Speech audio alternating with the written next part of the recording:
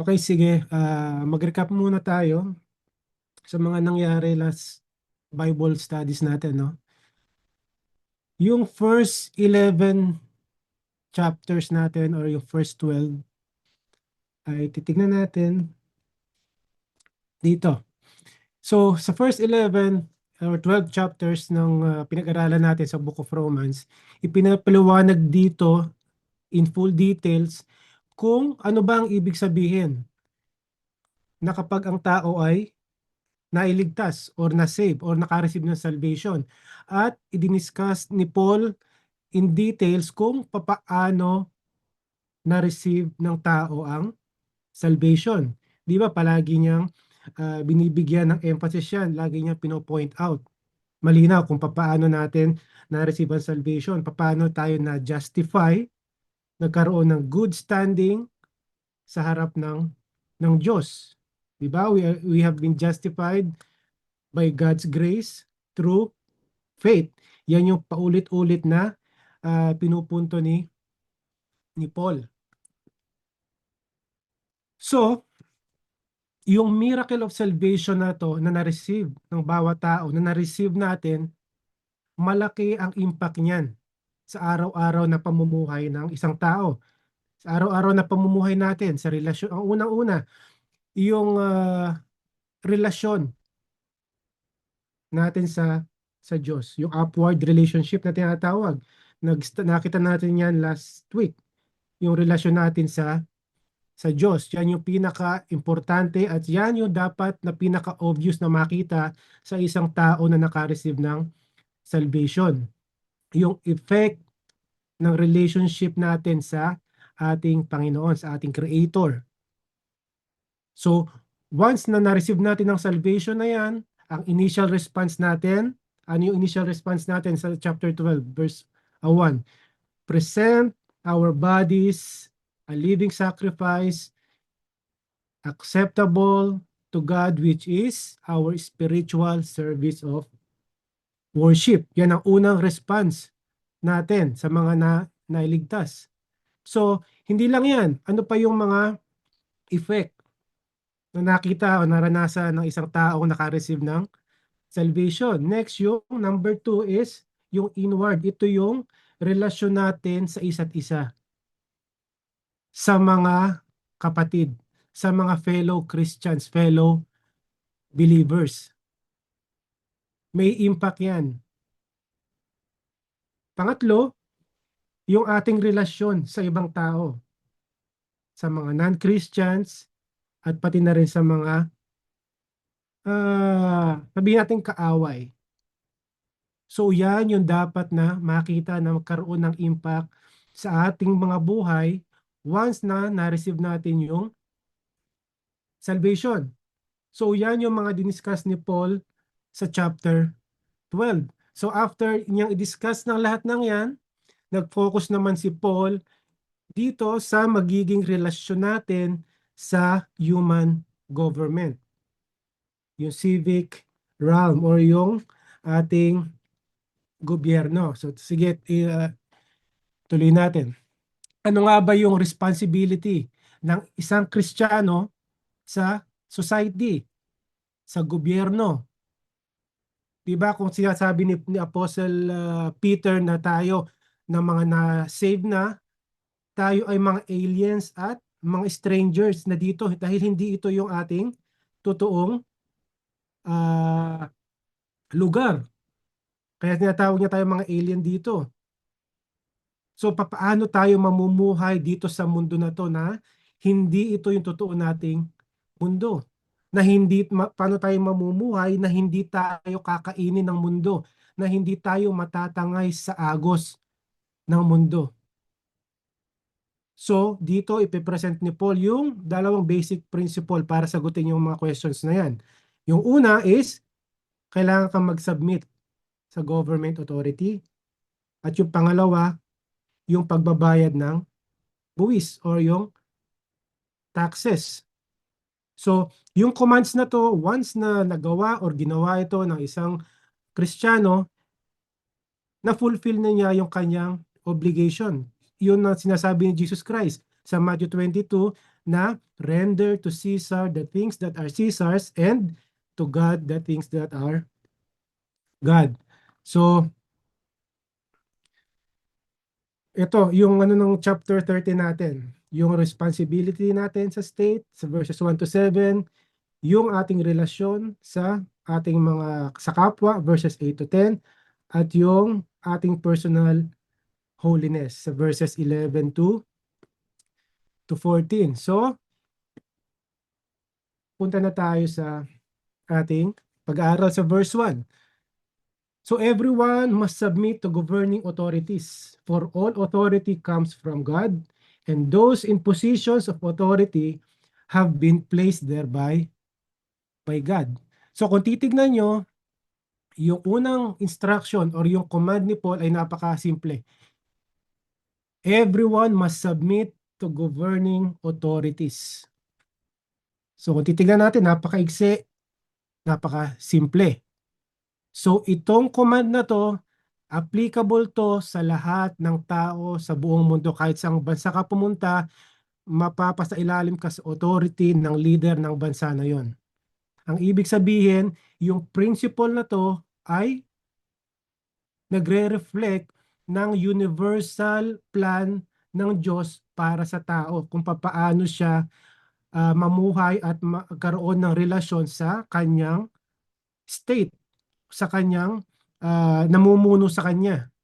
Across the board yan. Lahat, kahit sang bansa ka pumunta, mapapasailalim ka sa authority. Pero, titingnan natin dito, ang i-consider natin is, sino ba ang kausap ni Paul?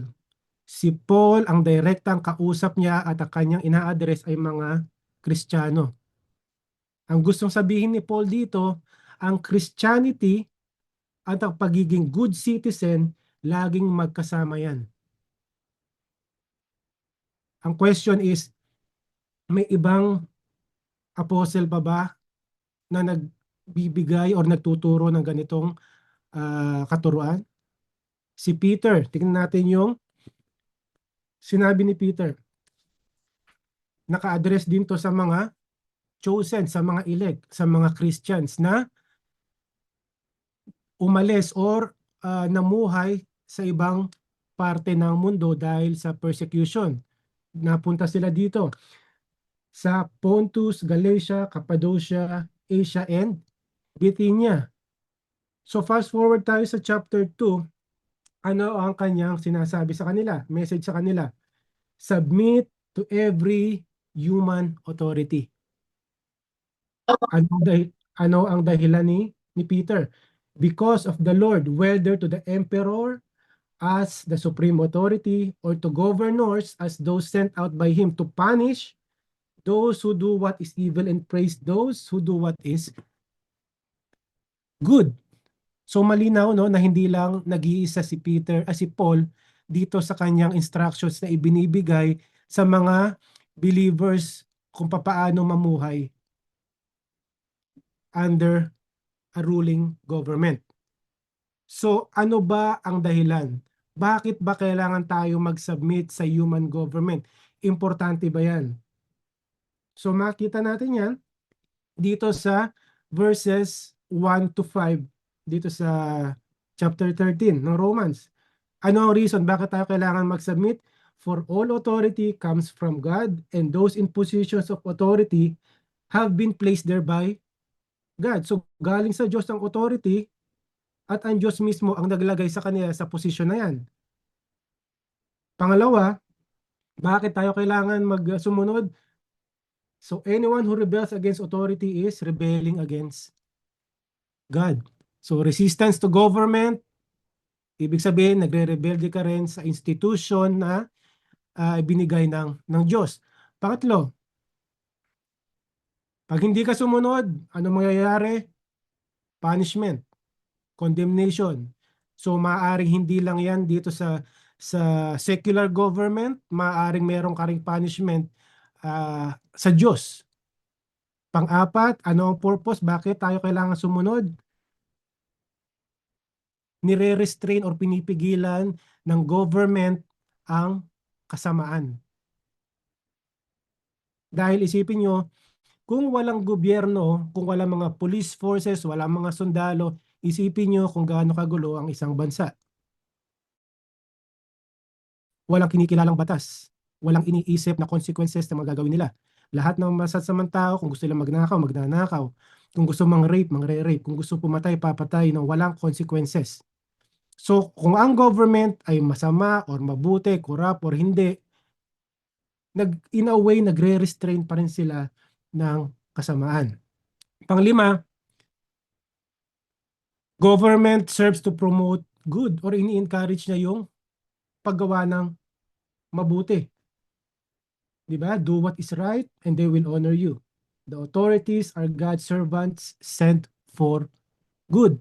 Pang-anim, ang mga itinalagang opisyal diyan sa gobyerno ay ini-empower sila ng Diyos para i-punish ang mga susuway sa batas. So galing din sa Diyos ang authority at ang power para magparusa sa tao na nasusuway sa batas. Maraming klaseng parusa. Pagkakulong, pwedeng death penalty rin.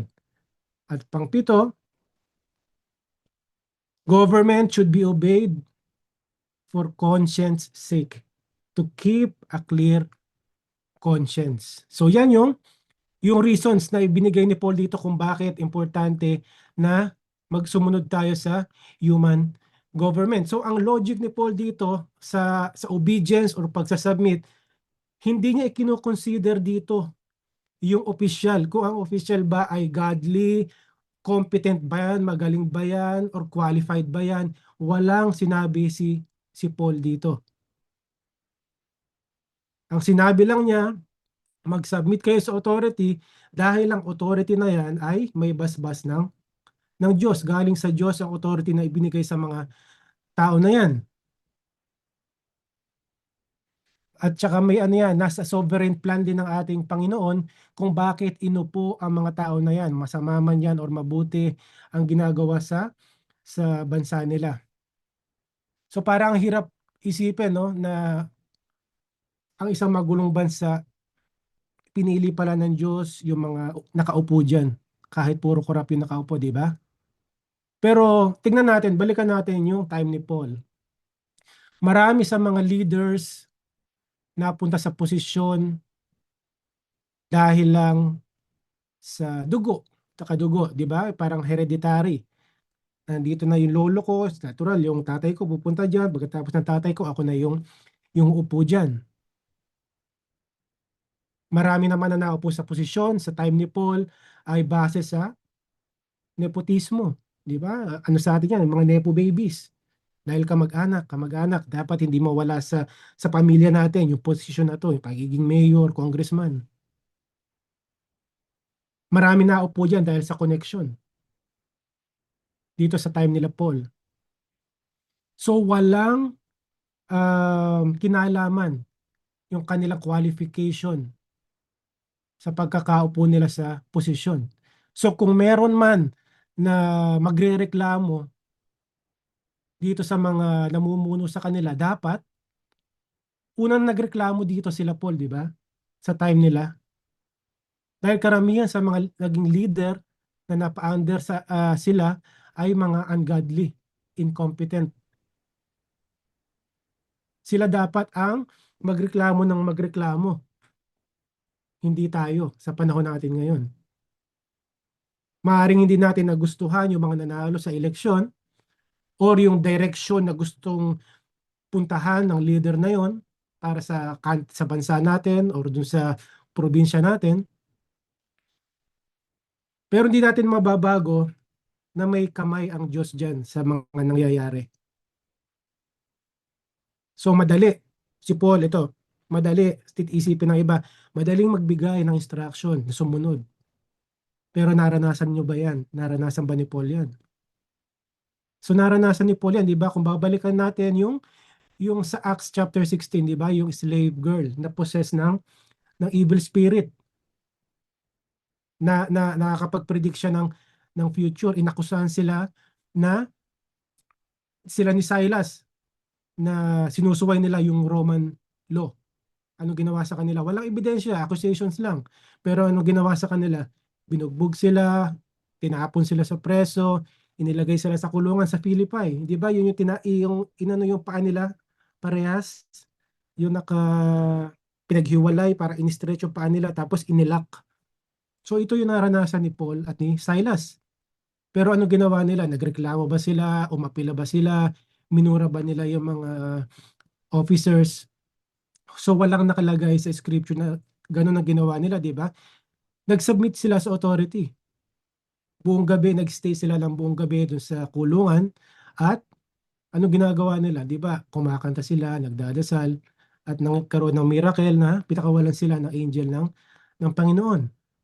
So dito ang sinasabi ni Paul, tayo mga believers dapat maging model citizens tayo. Makilala dapat tayo ng mga law-abiding citizen, hindi yung nanggugulo, nagsisimula ng gulo. Hindi dapat tayo nagre-rebelde sa gobyerno. Dapat maging respectful tayo sa gobyerno sa halip na sinisiraan natin ang buong gobyerno. So yun ang sinasabi ni Paul dito. Mag-submit. So ang malaking question dito, magbubulag-bulagan na lang ba tayo dun sa mga ginagawa, yung mga kasalanan na ginagawa ng mga elected officials? Hindi dapat. Dapat i-voice out natin, magsalita tayo doon sa kasalanan, anomalyang ginagawa against injustice, immorality, pero may proper venue dapat. Dapat nandun sa framework of civil law. Daanin dapat sa tamang paraan. Nananatili yung respeto doon sa posisyon. Dapat sa mga Kristiyano, di ba? Maging ano tayo, yung society natin, maging godly society. Gumagawa tayo ng mabuti, namumuhay tayo ng payapa dito sa ungodly society na kinabibilangan natin. Dahil dito makikita na mayroong transformation sa buhay natin at makikita yung saving power ng Diyos na ginawa sa buhay natin. Dahil di na tayo katulad nila. Nakakita araw-araw nandun, nagsisisigaw, nagmumura. So meron tayong sinusunod. Meron bang pagkakataon na pwede tayong sumuway sa gobyerno? Meron. Hindi dapat natin hayaan ang gobyerno na puwersahin tayo na sumuway sa utos ng Diyos. Yan yung linya na dapat hindi natin lampasan. Yan yung boundary ng isang Kristiyano. So si Jesus Christ, pati yung mga apostles niya, hindi sila sumuway sa government for personal reasons. Pag nag-disobey sila, dahil nagdi-disobey sila kung sa mga time na sumusuway sila doon sa batas ng tao dahil ang sinusunod nila ay yung mas mataas na batas. Yun yung batas ng Diyos. Pero ang kanilang pagsuway ay may kapalit. Tinetreten sila, binabantaan sila, binubugbog sila, ikinukulong sila, tinotorture, pinapatay dahil sa kanilang conviction. Kaya sinasabi ni Paul, ang mga Christians, katulad ni Jesus Christ at mga apostles, kung susuway tayo sa gobyerno or sa authority, dapat ready tayo na panindigan or tanggapin yung consequences na yung convictions natin na ang sinusunod natin ang Diyos at hindi ang tao. Ito yung mga example. Ano yung dinidemand sa kanila ng authority? Magbayad ng tax. Anong dapat ang gagawin ng isang Kristiyano? Sumunod, magbayad, mag-submit. Yan ang ginawa ni Paul at saka ni Peter para sa order sa society at malinis yung konsensya nila. Wala silang binabiolate. So ano yung dinidemand ng authority ni Pharaoh dun sa mga kumadrona sa Exodus. Di ba? Patayin yung mga batang lalaki. Pero nag-disobey yung dalawa, di ba? Si Sipra at si Puwa. And God honors the disobedience. Okay lang sa Diyos yun. Ito pa, yung idolatry. Pinupuwersa sila. Si Daniel, Shadrach, and Abednego. Nag-refuse sila. Ano nangyari? Persecution. Pero na-vindicate sila. Si Peter at si John sa Acts chapter 4. Sabi sila, wag na kayo magpipreach, wag niyo ipipreach yung pangalan ni Jesus Christ. Anong ginawa nila? Pinagpatuloy nila. Ano yung ang dahilan nila? We must obey God rather than men. So nakita natin dito, meron pala talaga mga pagkakataon na sumusuway ang isang Kristiyano sa government. Pag lumampas na sila doon sa authority na saklaw na ng Diyos.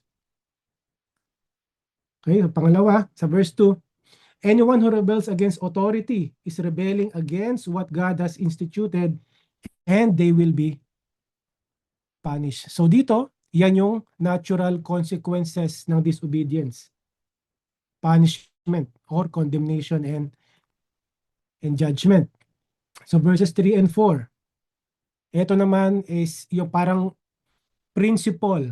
Ano yung principle na ito? Yung principle na yan?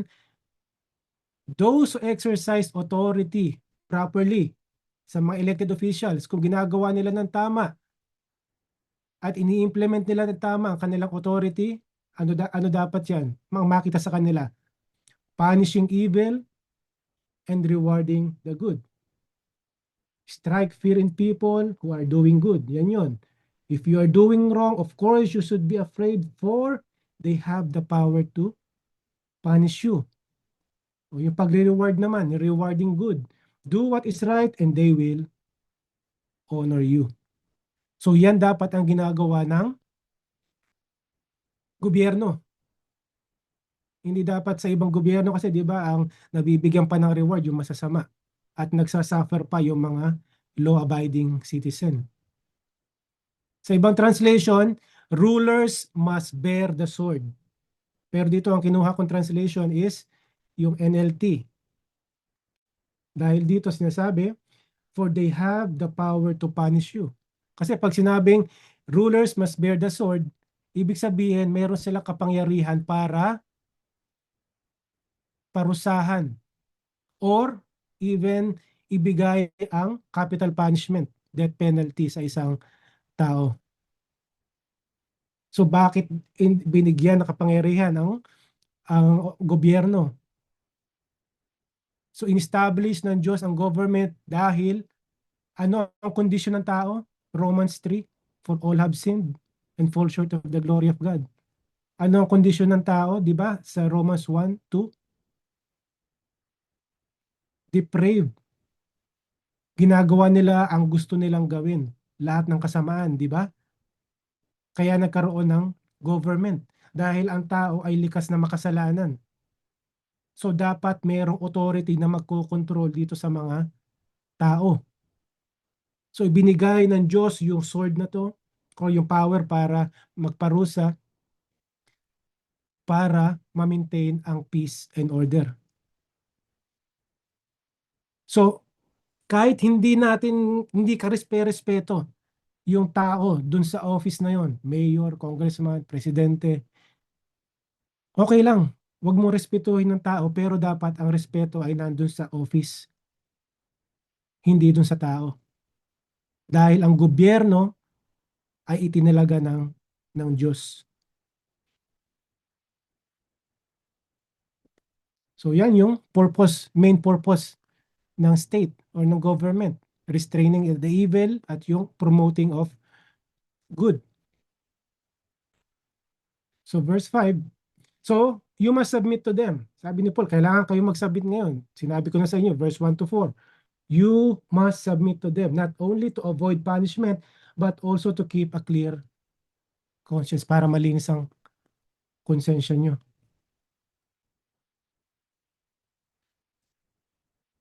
So lahat, karamihan ng mga citizen, kahit saan tayo pumunta, di ba, sumusunod sila dahil natatakot sila sa punishment, natatakot silang makulong. Pero sa atin, na mga Kristiyano, sumusunod tayo dahil sa ating konsensya. Hindi lang dahil sa takot, dahil ito ang inuutos ng Diyos. Ang ibang tao na walang Diyos, sumusunod sila dahil sa takot na maparusahan. Pero tayo hindi lang parusa ng gobyerno, kundi dahil sa ating konsensya, dahil ang takot natin sa Diyos. Pero, yung malinaw na sinabi ko kanina, di ba? Kung ang gobyerno ay nag-i-interfere na sa ating konsensya, ano yung rule natin dito? The Christian must obey God rather than men. Pero naman kung malinaw na tama ang batas, tama ang gobyerno, dapat sundin ng mga Kristiyano ang mga batas na uh, pina, tinatalaga ng gobyerno.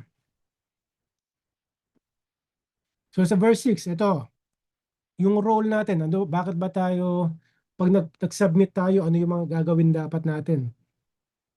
Pay your taxes. 2, kailangan magbayad ng buwis. Kasama yan sa pagsunod sa gobyerno. For the same reason, for government workers need to be paid. So maraming trabahador, nagtatrabaho, di ba? Sa gobyerno, they are serving God in what they do. Kahit mahirap mag-isipin, no? Na yung mga corrupt na official, they are serving God in what they do. Malaking question mark. Pero, yun pa rin sinasabi dito, di ba?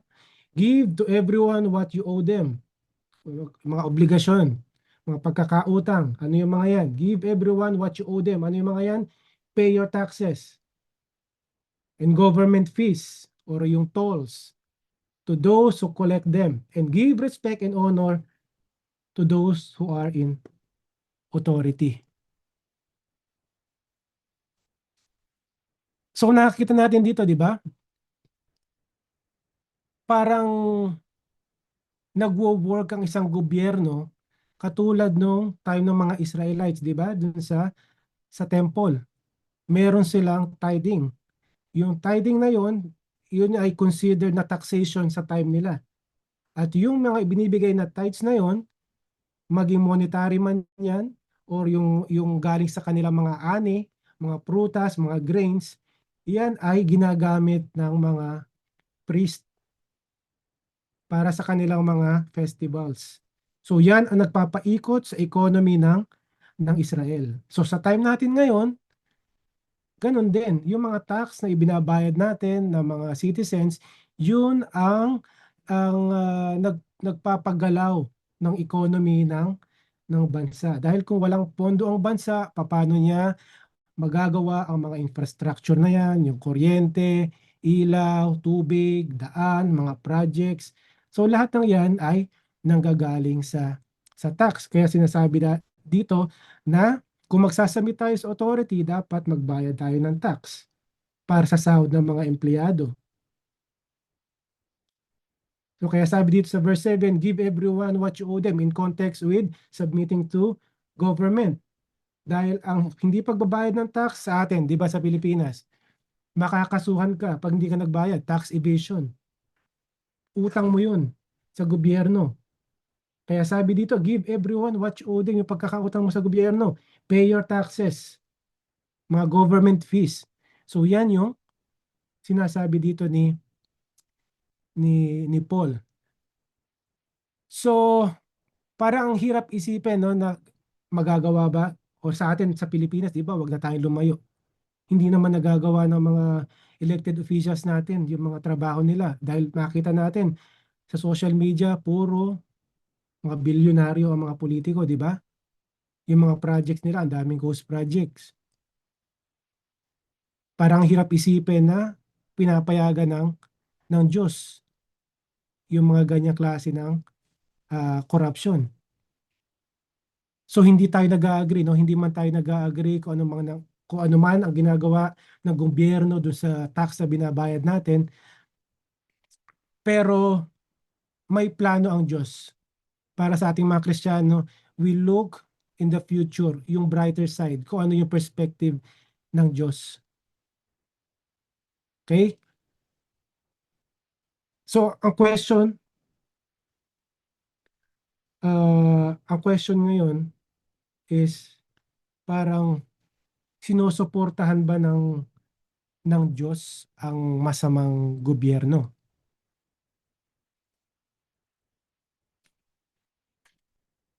So ito muna pala, yung nasa screen nyo, yung ating duty sa gobyerno. Di ba? Bayaran yung tax, bayaran yung mga fees, magbigay ng respeto, magbigay ng honor. So connected yan. Pag ginawa mo yan, kakaroon ka ng clear conscience. So yung balik tayo sa question ko kanina, sinusuportahan ba ng Diyos ang masamang gobyerno? So kung ang Diyos, kung in an ideal society, in an ideal government, so syempre gusto ng Diyos na ang nakaupo dyan ay fair at just ang namumuno. Hindi gahaman sa kapangyarihan sa pera. Kahit anong system of government man yan. Kahit anong political ideology man yan. Pero ginagamit ng Diyos ang lahat ng yan, yung mga corrupt at magaling na officials, mga elected officials, para sa kanyang greater good. Hindi man natin alam yon, pero yun ang greater plan ng ating Panginoon. Hindi ibig sabihin na nagpa-participate ang ating Diyos sa kanilang mga evil activities. Pero ginagamit niya ang tao, yung kanilang mga kabulastugan, yung mga ginagawa nila, masama or mabuti, para ma-accomplish ang kanyang purpose. Ano ang purpose ng Diyos? Always good. Example, pinayagan ng Diyos ang Babylon para i-conquer ang Juda bilang judgment sa kanila, bilang discipline sa kanila. Pinayagan nila yung mga brutal na mga rulers na yan para masakop ang kanyang mga tao. So ngayon, kung merong conflict, dito babalik na naman tayo dahil gusto ko ito yung matanim sa isip niyo. Kung merong conflict dun sa nire-require sa atin ng government at yung nire-require sa atin ng Diyos, ano kailangan natin gawin? Believers must obey God rather than human beings. So, diretso na tayo sa verse 8. 8 to 8 to 10. So ito, pagkakautang na naman, do not owe anyone anything except to love one another.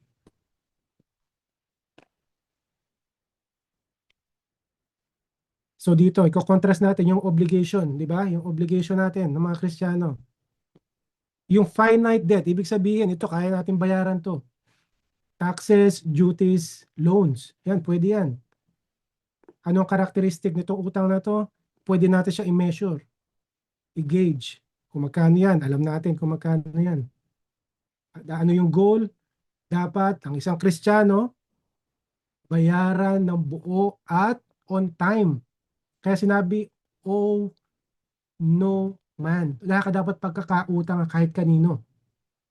Pero ito sinasabi ni Paul dito, owe nothing to anyone except for your obligation to love one another. Infinite na pagkakautang to na hindi natin kailanman mababayaran. Iyan yung pagkakautang ng pagmamahal. Kanino? Sa ating kapwa. Obligation to our neighbor. Obligasyon natin na mahalin ang ating mga kapwa, especially ang mga fellow Christians. Ganon din yung mga non-Christians, even yung mga kaaway, di ba? So ano ang karakteristik na ng utang na to? Immeasurable, hindi natin kayang timbangin, i-quantify ang utang na to. Yung binigay ko bang pagmamahal, tama na ba yun? Sapat, hindi natin kaya i-quantify yan. O meron pa akong tinatagong pagmamahal, gano'n ba karaming pagmamahal na naiiwan sa akin? Hindi natin kayang sukatin at bilangin. So ano ang goal? Ongoing. Itong utang na to. Lifelong obligation na hindi natin masesettle kailanman. So ang Kristiyano, kailangan walang pagkakautang except obligation to love one another. So himayin natin to dahil dalawa yung yung take dito ng mga scholars or yung mga prominent teachers, preachers, pero yung dalawang view na yun, hindi naman siya nagko-contradict. Kung kukunin natin to, yung single verse lang na yan, or owe nothing to anyone, stop. Dapat wala tayong pagkakautang. Wala namang masama, walang mababiolate, walang contradiction.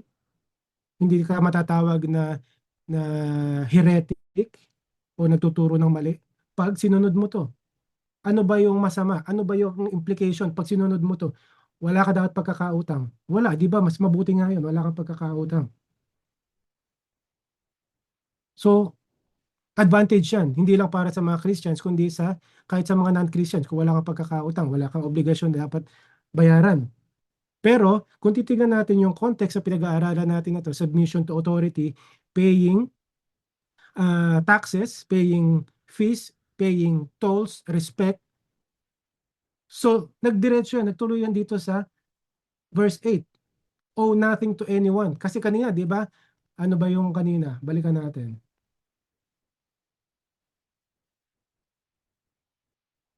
Give to everyone what you owe them. Di ba? Yung pagkakautang. Kung may pagkakautang ka sa tax, bayaran mo yan. Bayaran mo yung government fees. Kung may pagkakautang, lahat, bayaran mo yan. Tapos fast forward tayo sa verse 8. Owe nothing to anyone.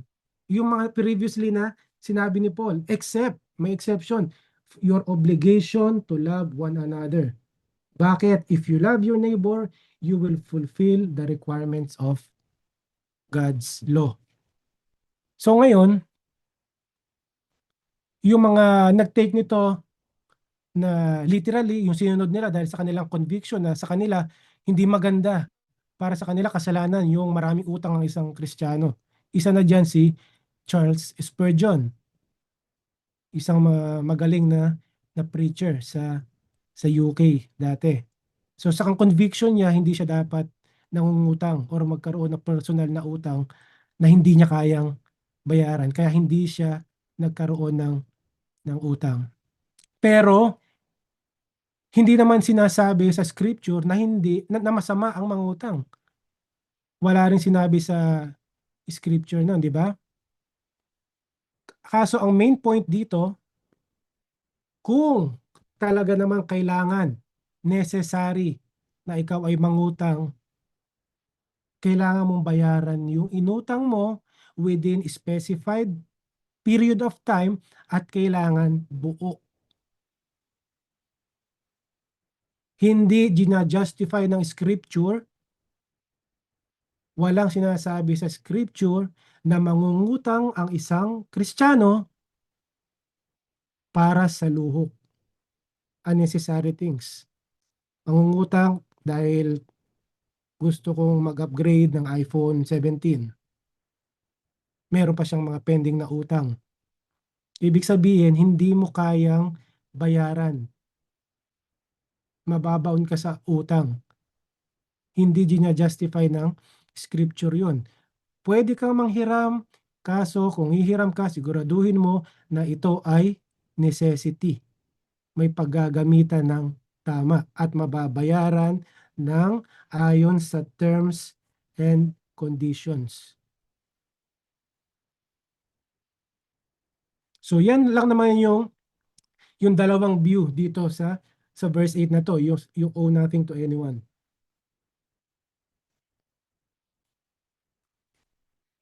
So ano lang dapat ang meron daw tayo pagkakautang? Yan. I owe you love. Ito ang pagkakautang na hindi ko pwedeng mabayaran at hindi ko mababayaran sa aking mga kapatid. Dahil araw-araw dapat bayaran ko siya. Araw-araw dapat mahalin ko siya. Yan daw dapat ang mayroong pagkakautang na mayroon na isang Kristiyano. So, punta na tayo sa verses 11 to 14.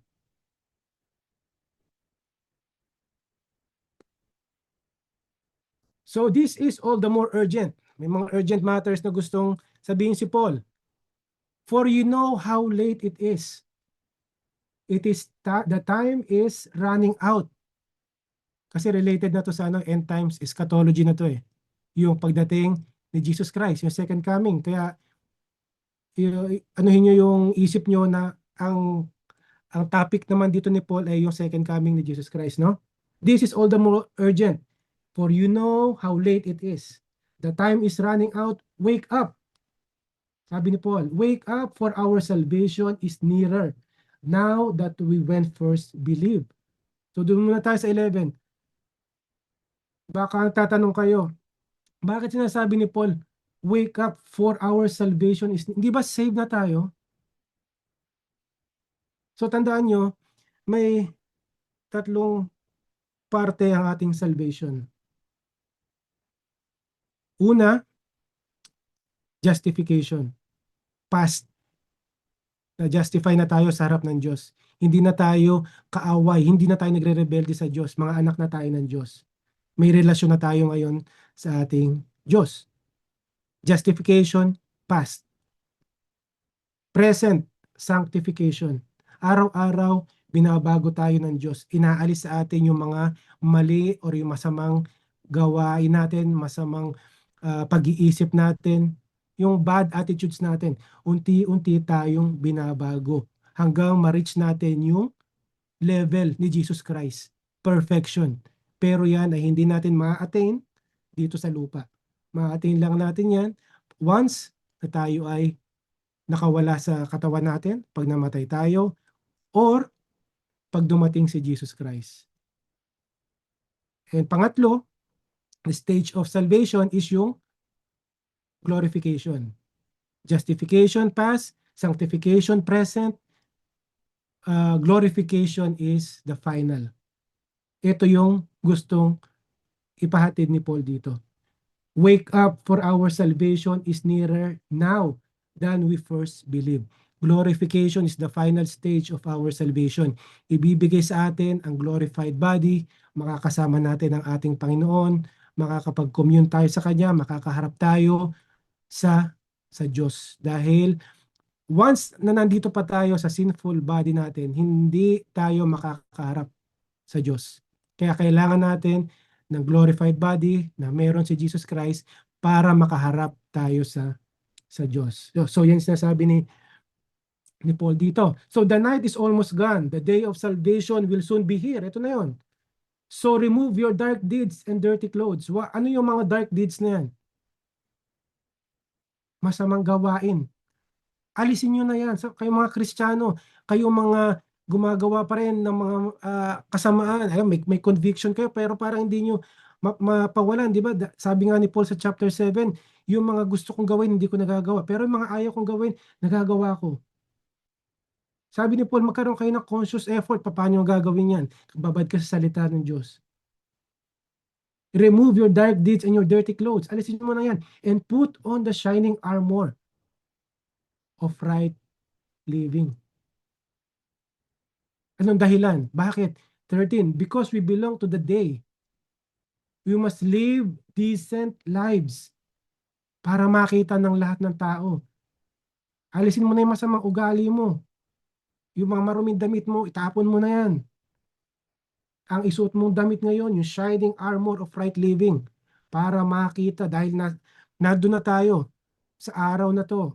We belong to the day. Sunlight, maliwanag. Kaya makita dapat ng tao yung ating mabubuting gawa. Sabi niya, don't participate. Ano yung mga evil deeds na to? Dark deeds, dirty clothes.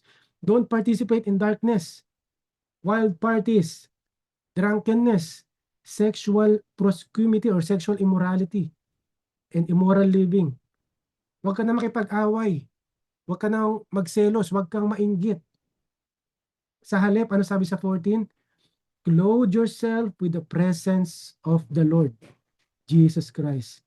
And don't let yourself think about ways to indulge your evil desires. Huwag mo nang balikan. Paano bang ibig sabihin, clothe yourself? Dapat focal point mo si Jesus Christ sa lahat ng ginagawa mo. Kailangan paglabanan natin yung mga desires natin sa temptation sa pamamagitan ng scripture. Di ba yun ang ginawa ni Jesus Christ nung tinetempt siya ni Satan sa wilderness? Kinukote lang niya na kinukote yung scripture. Ibig sabihin talagang powerful yung scripture para paglabanan ng temptation. Pero kung hindi tayo nagbabasa, hindi tayo babasa salita, hindi tayo nakikinig ng preaching, walang Bible study, anong panlaban natin? Nakasuot pa rin sa atin yung maruruming damit. Nandun pa rin tayo sa dilim.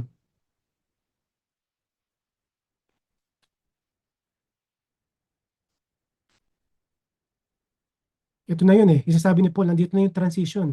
Dahil ini-expect nila Paul kahit nung time nila, di ba yung sulat niya sa Thessalonians, ini-expect niya na darating na si Jesus Christ. Aabutan pa niya. Kaya sabi niya, the night is nearly over. The day is near. Dapat mamuhay tayo na ang ating mindset is parating na si Jesus Christ. Parating na yung ating makukumpleto na ang ating salvation. Kung ganyan ang mindset natin, di ba parang mag-iiba yung ating pamumuhay. Hindi tayo palaaway, hindi tayo magagalitin. Iiwasan natin ang magkasala hanggat kaya natin. Kung nagiinom ka, hindi ka na magiinom. Kung nanonood ka ng R-rated, X-rated, titigil mo na. Dahil alam natin na hindi nakaka-please yun. Dahil parating na ni Jesus Christ. Tapos ganun pa yung ginagawa ng iba sa atin, di ba? O dito sa pinag-aaralan natin, di ba? Yung sa pagkakautang, do not owe anyone anything. Dahil ang reasoning ng iba, syempre pag may pagkakautang ka, aba, kung di ka nakabayad, magkakaroon ka pa ng kaaway. Maapektuhan pa yung Christian witness mo. So pag nag-share ka sa kanila, parang ang hirap paniwalaan. So affected. Kaya sinasabi sa atin hanggat maaari, di ba? Walang pagkakautang ang isang Kristiyano. Pero hindi pinagbabawal, di ba? Mayroon tayong personal loan sa bangko, yung mga ganyan, installment para sa mga kailangan natin. So the night and the day, yung night, di ba nabanggit ko kanina, nire-represent niya yung evil age natin. Ngayon, andun tayo. Ang utos sa atin, tanggalin. Yung day, nire-represent niya is approaching consummation of salvation, completion of our salvation. So ito, malinaw sinasabi sa atin, ano yung kailangan nating tanggalin? Wild party, drunkenness, sexual impurity, quarreling, jealousy. Ano kailangan natin isuot? The presence of our Lord Jesus Christ. Okay, so make no provision for the flesh to gratify the desire. So ito yung ultimate command sa atin, no? Put on the Lord Jesus Christ. So kung nasa atin, ginawa natin na parang clothed si Jesus Christ, we put on Christ, anong magiging effect niyan? Mamahalin natin ang ating kapwa at magsasubmit tayo sa authority. So, diyan mga kapatid, nagtatapos ang ating chapter 13. Sana po ay naging malinaw sa inyo at kung meron kayong mga insight, sige, ito na po yung time of question and answers.